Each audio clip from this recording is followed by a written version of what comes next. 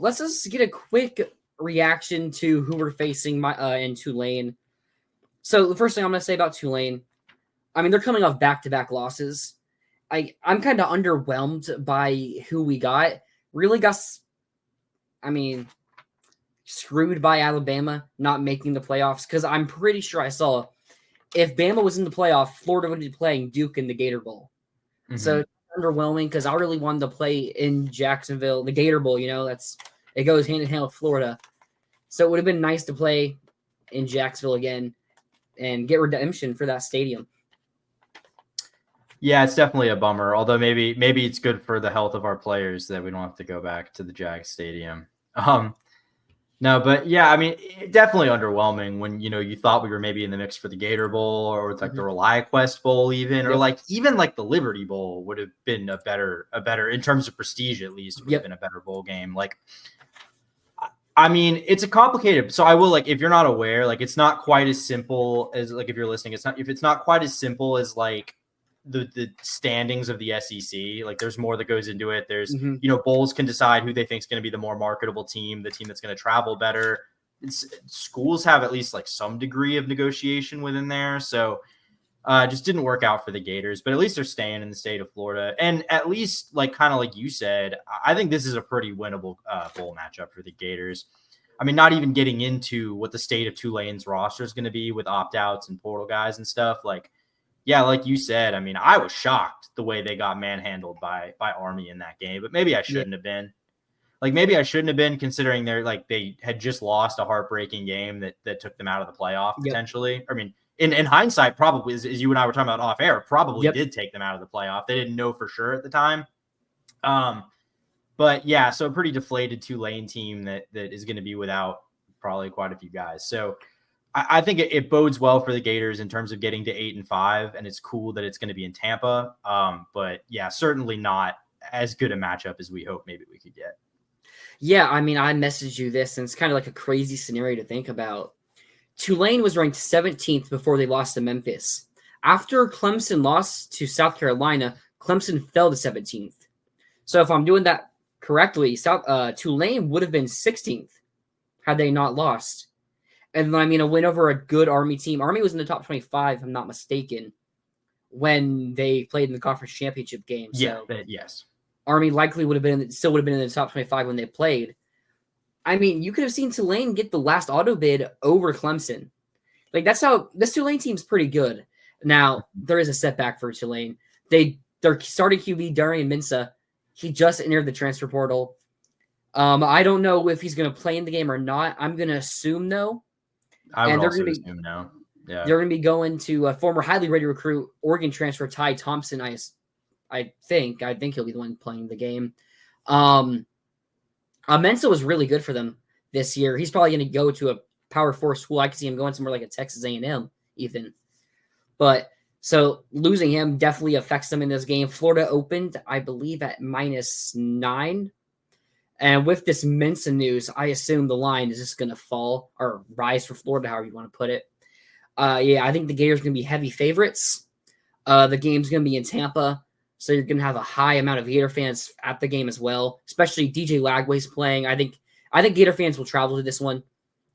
We said before that if you put Florida in a matchup with a Colorado or Florida in a matchup with a Miami, even though obviously that was really unlikely to happen, that it may have been the most viewed non-playoff game.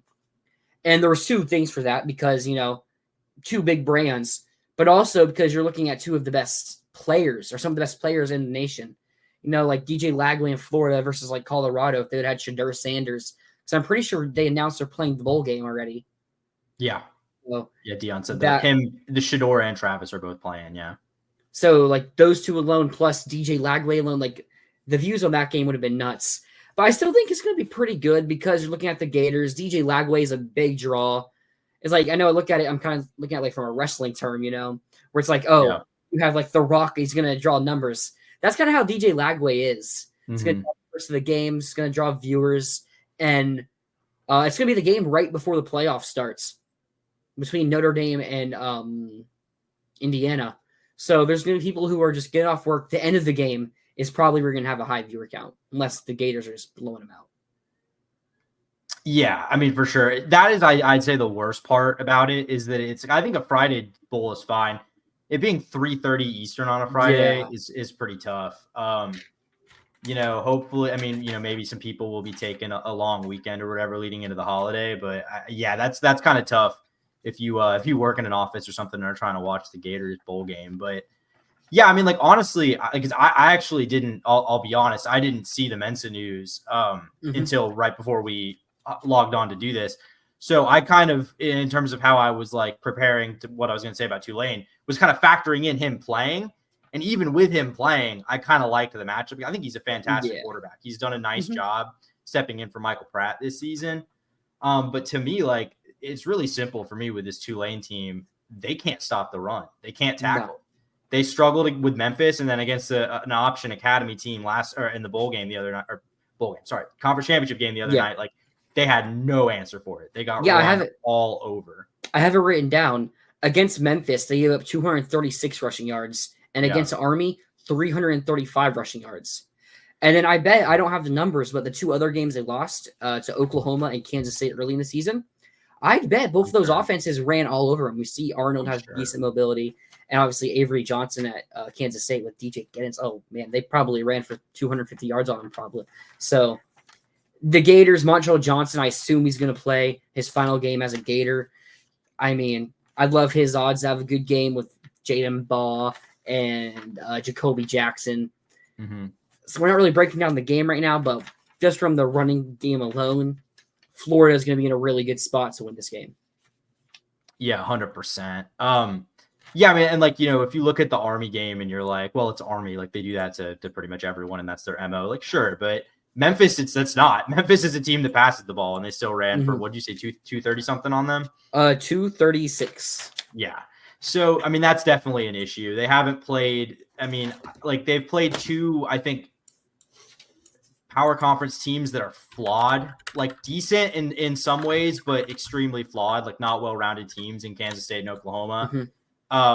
Yeah, I mean, I think it's a good matchup for the Gators, especially because, like, I mean, we'll see, I mean, this could be rendered obsolete tomorrow when the portal opens if someone shocking goes in, but none of the guys so far that we've seen out of the portal for Florida are guys that are major contributors on this team, certainly. Maybe they were going to be in the future, but not guys that you'd really miss significantly in a bowl game. So, I mean, Florida, assuming Montreal plays, like, and, maybe Caleb Banks is the guy that you wonder about, but, like, I think Florida looks to be pretty close to, like, what their roster looked like against Florida State in this game. Yeah, I have to agree there. Some things I wrote down. So, not USF, but Tulane's best wins are a blowout win against USF. That's pretty impressive. USF wasn't as good as people expected. Only finished at 6-6, but they were still decent. And their best win was probably Lafayette, Louisiana. Lafayette, I don't know if they said Lafayette in their name, who just lost in the Sun Belt Championship game. So, like, they have decent wins, but they didn't really beat anybody good. And then we already talked about their losses. Army, they're a top 25 team, and so is Memphis now. Both of them are in the top 25. But then Kansas State and Oklahoma, Kansas State in like that top 30-ish range, top 35, and Oklahoma just not that good. They gave up 38 points to Oklahoma.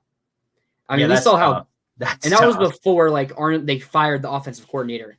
Yeah. So I really don't know what to expect from this Tulane defense. We took their D-line coach. I mean, they'd probably love to have Gerald Chapman back right now. But my biggest question as well, will John Summerall even be the coach for Tulane for this game? I would say I'm going to say yes, because at this moment in time, the only job that I think he would leave for is North Carolina. Yep. And man, if you have not been following the day-to-day on that North Carolina search, messy is a nice way to describe it. Sounds like Bill Belichick might be, if not the leading candidate, leading candidate. Yeah, I mean, it sounds like Summerall is definitely in the mix there. I mean, frankly, tell me if you disagree here. If you're him, I think you'd be crazy to take that job. I mean, the fact that no SEC jobs opened this cycle, to me, only means there's going to be a ton of SEC jobs opening next cycle. Well, and you could easily plug him in at an Auburn or something like that. Here's the way I look at it. I think if he goes to North Carolina, he could be at North Carolina for 10 plus years. He's only competing with teams like Clemson, maybe FSU, Miami, SMU, Louisville. Those are like probably the biggest competition at like the top of the ACC on like an overall, like they're going to continue being there. You'll have teams that surprise every other year or so, but he can get North Carolina to the playoffs and ACC championships easier. But I do know he also is a Kentucky alum, or I don't know if he's an alum, but he was a coach under Mark Stoops, I'm pretty sure. So this one, I mean, all I was going to say about that is I think he's moved beyond. I think he's better than Kentucky now. I think he's too good to take that job. But I think he might go there as like sentimentally, you know, like why I think Kenny Dillingham might stick with Arizona State. Kentucky, yes, Tony. This is a Louisville fan if you couldn't tell. But yeah, it could be like a Kenny Dillingham situation where he just wants to stay at Arizona State or go to Kentucky. Yeah. But one other thing, if I was Summerall, I would stay. But one thing that does sway my opinion, Mensa leaving, because Mensa's a really good QB, and I mean, well, they went from Pratt to Mensa, so they're obviously developing and recruiting guys pretty well. Are they gonna be able to hit on a third straight QB? Because if Ty Thompson's the guy, I don't think they're going to compete for. I mean, they could compete for the American Championship. It's not an elite conference, but they're not really going to be competing to be a playoff team or a team that, I mean, maybe could upset in the playoffs. So it's like, that's really the biggest reason I'd say he might leave. Yeah, I mean, and like also just straight up the money. I mean, he'd make a lot more. The money. If he took the North Carolina job. I guess I'm just saying, like, if he's playing the long view here, I mean, he's very quickly become like the biggest rising star. Like he's the Tom Herman of his era. Like that's kind of where he's at this point. And kind of like I said, I mean, if Auburn opened next year, if Arkansas opened next year, if Florida opened next year, I think John Summerall would 100% get a look if Florida decided to move on from Billy Napier next year for whatever reason. Like, there's going to be a lot of good jobs opening up. Like, it's just, I just am very skeptical that North Carolina is actually committed, and we'll see, like, if he actually wants to stick around, if he actually wants to go do that and not just ride it out for one more year at a good G5 program and then go to the SEC. Yeah, we'll break down this game more next week. We just want to give a quick reaction. And I mean, the vibe it should be giving to Florida fans right now is the Gators should be pretty confident in this game. I mean, I'd be shocked if Florida lost. Like, the only way I think Tulane has a chance is if, like, DJ Lagway doesn't play for some reason. And I'm not going to predict that because there's no reason to expect him not to play. So that was just a quick breakdown. I'm still excited for the matchup. You know, we get to play an extra game, a 9-win team too. So it's not like Tulane is a pushover. They're still a good team in the trenches on offense. They should be able to run the ball. I mean, they run the ball decently well. But I mean, And Ty Thompson, he is pretty mobile, isn't he?